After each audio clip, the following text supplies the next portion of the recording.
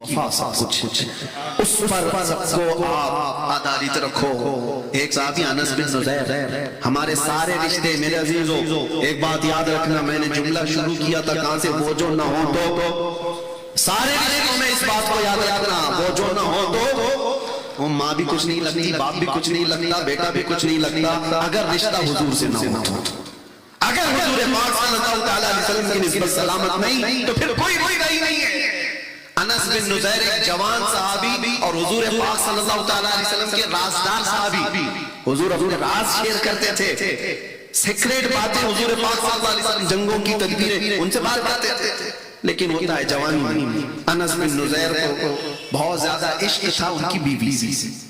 हाँ, उनकी शादी हुई थी और बीवी से इश्क करते थे, बहुत मोहब्बत करते थे, बहुत ज्यादा मोहब्बत रखते थे। एक दिन उनके घर में हुजूर क़याम कर रहे हैं, मक्का से एक कासिद आया है, कुछ पैगाम लेकर के आया है, जंग की तैयारी चल रही है, मक्का वाले फला फला प्लानिंग कर रहे हैं। एक खत था, एक लेटर था जो हुजूर सल्लल्लाहु अलैहि वसल्लम को मक्का के कासिद ने लाकर दिया।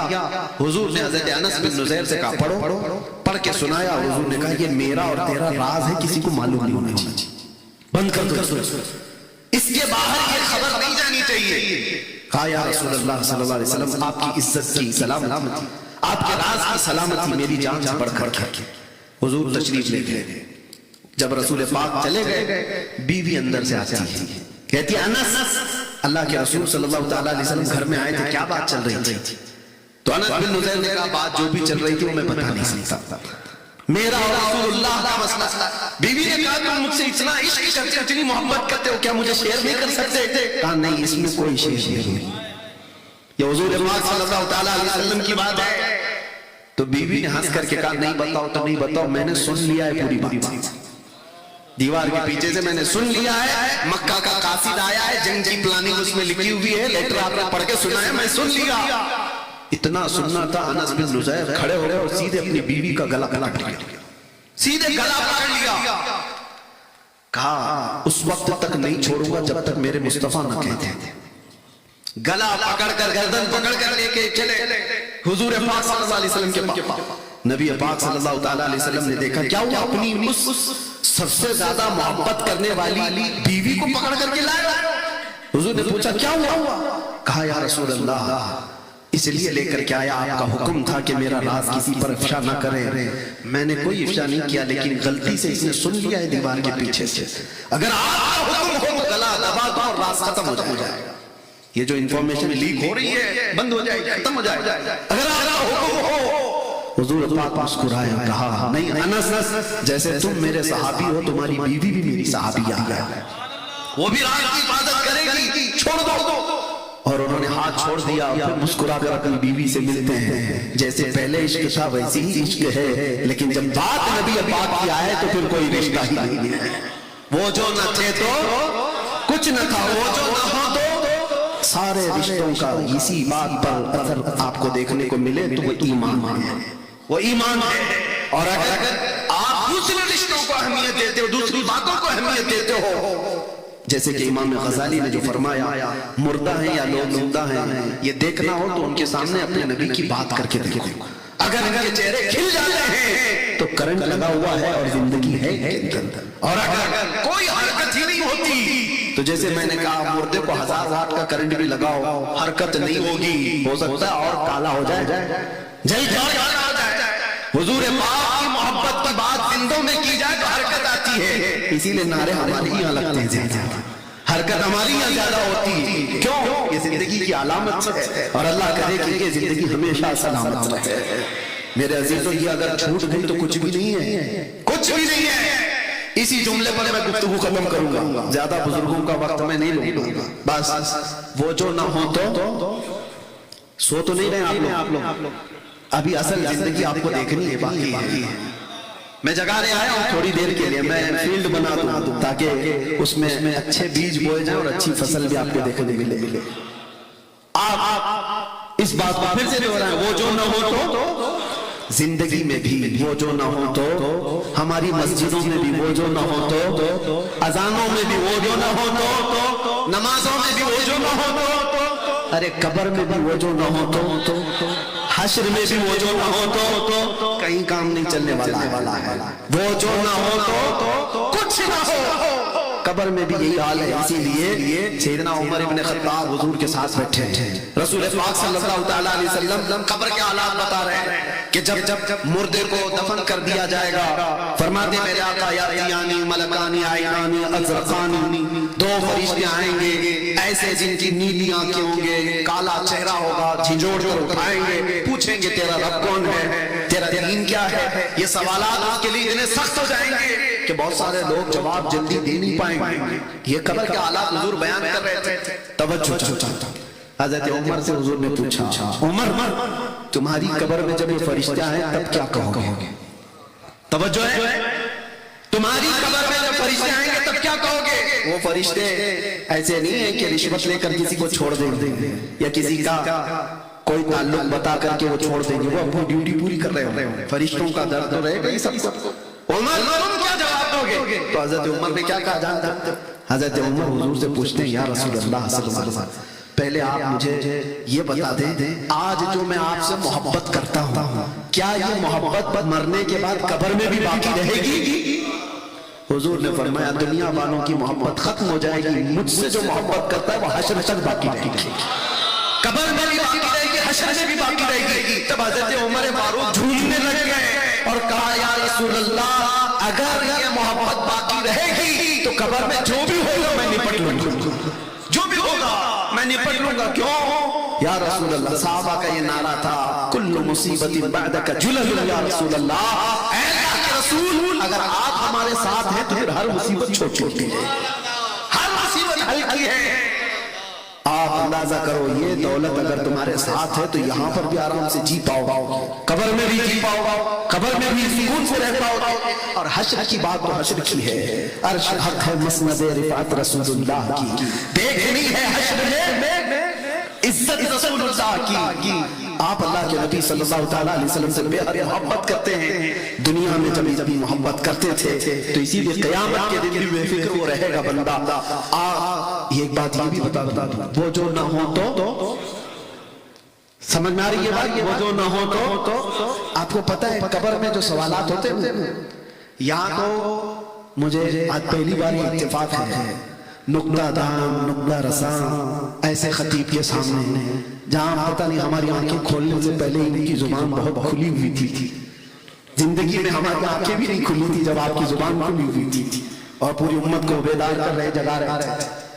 میں چھوٹی سی بات آپ کے سامنے عرض کر رہا ہوں، قبر میں 3 سوالات ہوتے ہیں، پتہ ہے آپ کو؟ اور یہ آلریڈی لیک ہیں صاحب، پتہ ہے کسی کو؟ کوئی امتحان ایسا بھی ہوتا ہے جس کے کوشچن پہلے سے لیک ہو گئے، پہلے سے لیک ہے، اس کے باوجود بھی لوگوں کو پریشانی ہو سکتی ہے وہاں، تو یہ مت سمجھنا کہ رٹا مار کے جاؤں گا قبر میں جلدی بول بہت سارے تو وہ ہوں گے۔ قرآن میں رب تبارک و تعالیٰ نے ارشاد فرمایا نسوا اللہ فانساہم انفسہم، جو لوگ اللہ کو بھول گئے تھے اللہ ان کو اپنا آپ بھی بھلا دے گا، وہ اپنے آپ نہیں پہچان جائیں گے میں کون ہوں، اپنا نام بھی بھول جائیں گے لوگ، جو لوگ اللہ کو بھولے ہوئے تھے۔ خیر سوالات کیا ہیں پتہ ہے نا؟ من ربک، تمہارا رب، جواب دے سکتے ہیں آپ؟ تمہارا رب کون؟ سوال کیا ہے وہ مجھے بتائیے، میں جواب نہیں پوچھ رہا ہوں، کیا سوال کرنے والے فرشتے تمہارا رب کون تھا پوچھیں گے یا کون ہے؟ پھر سے بولیے، تمہارا رب، ہاں قبر میں یہی پوچھیں گے تمہارا رب کون ہے۔ اور دوسرا سوال ہے ما دینک، تمہارا دین کیا؟ یہ نہیں پوچھتے تمہارا دین کیا تھا، کیا پوچھا جا رہا ہے؟ تمہارا رب کون ہے اور تمہارا دین کیا ہے؟ یہ 2 سوال تو ٹھیک ہے، قبر میں ہر ایک سے ہی پوچھا جا رہا ہے۔ تیسرا سوال ڈیفرنٹ، ما کنت تقول فی حق ھذا الرجل، حضور کو دکھا کر کے پوچھیں گے ان کے بارے میں کیا کہتا تھا، یہ نہیں کیا کہتا ہے۔ ارے پہلے جیسے 2 سوالات تھے، تیرا رب کون ہے، تیرا دین کیا ہے، اور یہ کون ہے، اتنا ہی پوچھ لیتا تھا۔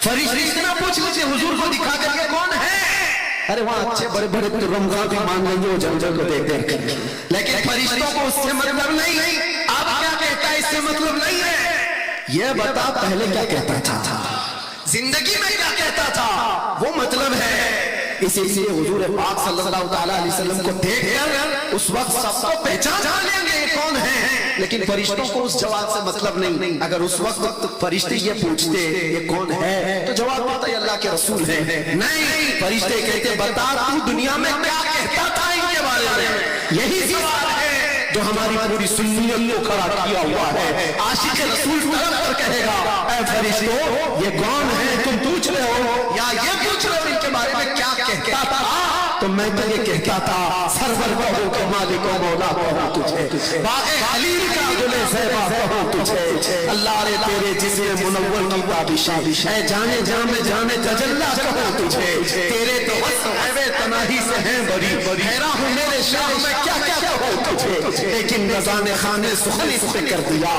خالق کا بندہ خلق کا آقا کہوں تجھے، فرشتوں مجھ سے پوچھتے ہو میں دنیا میں کیا کہتا تھا، تو میں یہ کہتا تھا سب سے اعلیٰ و اولا ہمارا نبی، سب سے بالا و اعلیٰ بجھ گئی جس کے آگے سبھی مشعلیں، شمع وہ لے کر آیا ہمارا نبی۔ فرشتوں میں یہ کہتا تھا حضور کے بارے میں خلق سے اولیاء، اولیاء سے رسل، اور رسولوں سے ہمارا نبی، ملک کونین میں انبیاء تاجدار، تاجداروں سے آقا ہمارا نبی، جس کے تلووں کا دھون ہے حیات، ہے وہ جان مسیحا ہمارا نبی۔ اے فرشتوں دنیا میں میں یہ کہتا تھا، میں یہ کہتا تھا کون دیتا ہے دینے کو منہ چاہیے، دینے والا ہے سچا ہمارا نبی۔ دنیا میں میں یہ کہتا تھا اے فرشتوں، میں دنیا میں یہ کہتا تھا جس طرح اٹھ گئی دم میں دم آ گیا، اس نگاہ عنایت پہ لاکھوں سلام، میں دنیا میں ان کے بارے میں یہ کہتا تھا ہاتھ جسم تو اٹھا غنی کر دیا، موجے بحر سماحت پہ لاکھوں سلام، میں دنیا میں ان کے بارے میں یہ کہتا تھا جس کے ماتھے شفاعت کا صحرا رہا، جبین سعادت پہ لاکھوں سلام۔ سنیو تمہارے خزانے میں کسی چیز کی کمی نہیں ہے، جب حضور کے بارے میں پوچھا جائے گا تو بتانا ہی ہے، بتانا ہی ہے، ختم نہ ہو اتنے تذکرے ہیں، بلکہ میں تو کبھی فخر سے یہ کہتا ہوں فرشتے جب یہ پوچھیں گے قبر میں کیا کہتا تھا، ہم یہ کہیں گے اب تو پائے ناز سے اے فرشتوں کیوں اٹھوں، مر کے پہنچاؤں یہاں اس دل ربا کے واسطے، مر کے پہنچا ہوں یہاں اس دل ربا کے واسطے، حضور کو دیکھنے کے لیے مرنا پڑا، بس میری گفتگو آج کی ختم ہے۔ وہ جو نہ تھے تو اور وہ جو نہ ہو تو اس بات کو لے کر کے چلو پوری زندگی میں، اور اپنے بچوں کو اگر کوئی صحیح چیز دے سکتے ہو دنیا میں تو ٹوائز کا گفٹ نہیں، اور بڑے بڑے گھر جائیداد کا گفٹ نہیں۔ میں نے دیکھا ہے، ابھی 2 دن پہلے کی بات میں آپ کو بتاؤں، میرے پاس ایک صاحب آئے، کروڑوں کی جائیداد ہے اور 3 بیٹے، جس میں سے 2 بیٹے باپ پر کیس کیے ہوئے، ہاں وہ باپ نے جیسے جائیداد کمائی میں جانتا ہوں، بہت بڑی جائیداد کا مالک ہے، کروڑوں نہیں اربوں کا، اور بٹوارا ہو رہا ہے، اور اس میں 3 بیٹوں کو باپ نے بانٹ کے بھی دیا، ایک بیٹے کے حصے میں نہیں جانتا 100 کروڑ سے بھی زیادہ کی جائیداد ہے، اس کے باوجود تھوڑی سی انہونی کیا ہوئی، باپ کو کورٹ میں گھسیٹ دیا۔ ایک اور کیس 1 مہینے پہلے، ایک باپ پیشاب کی تھیلی لگایا ہوا ہے اور ڈائلیسس تھی اس کا، ڈائلیسس سے 2.5 سال سے جوجھ رہا ہے، اور پیشاب کی تھیلی لے کر کے وہ موجود ہے، 5 بیٹے اور 3 بیٹیاں کچھ ہیں، یہ مسئلہ ہمارے پاس بھی آیا ہے، اور باپ مرنے کے قریب ہے، کروڑوں کی جائیداد اس کی بھی ہے، 2 بیٹیاں اور 1 بیٹا مل کر کے باپ کو کورٹ لے کے گئے رجسٹریشن کے لیے، وہ پیشاب کی تھیلی پکڑ کے کورٹ میں گھوم رہا ہے رجسٹرار کے پاس کہ اس بیٹے کو اتنا لکھوانا، اس بیٹے کو، باپ کی ہمت دیکھ کر کے بعد میں پتا چلا کہ مجبوراً ان کو ٹارچر کر کے بیٹے لے کر کے گئے، ابھی کہ ابھی سوال کر کے دو، مر جاؤ گے کل تو پھر جھگڑے ہو جائے، پیشاب کی تھیلی پکڑا ہوا اپنے بیٹوں کی جائیداد لکھوانے گھوم رہا ہے۔ میں یہ بات کہنا چاہتا ہوں تم جتنا بھی دے دو دنیا کی جائیدادیں، اولاد کبھی خوش نہیں ہو سکتی، اگر سب سے بڑا گفٹ کچھ دے سکتے ہو عشق مصطفیٰ کی دولت دے، ایک بار اپنے نبی پاک کی محبت ان کے سینے میں ڈالو، پھر دنیا کچھ بھی نہ دو، تمہارے بستر پر سونے کے وقت بھی یہ تمہاری اولاد سر جھکا کر تمہارے سامنے کھڑی رہے گی۔ تم اللہ کے نبی کی محبت ان کے سینے میں ڈالو، اللہ تعالیٰ تمہاری محبت ان کے دلوں میں ڈالتا ہے۔ اللہ کریم کہنے سننے سے زیادہ عمل کی توفیق عطا فرمائے، اور رب تبارک و تعالیٰ اس جلسے پاک کو ہمارے لیے نجات کا ذریعہ بنائے، اور حضور غازی ملت، حضور تاج العلماء، ان تمام بزرگوں کا سایہ دراز فرمائے، ان کے لبہائے ناز سے نکلے ہوئے الفاظ سے امت کو اللہ نفع عطا فرمائے۔ وآخر دعوانا الحمدللہ رب العالمین۔ السلام علیکم۔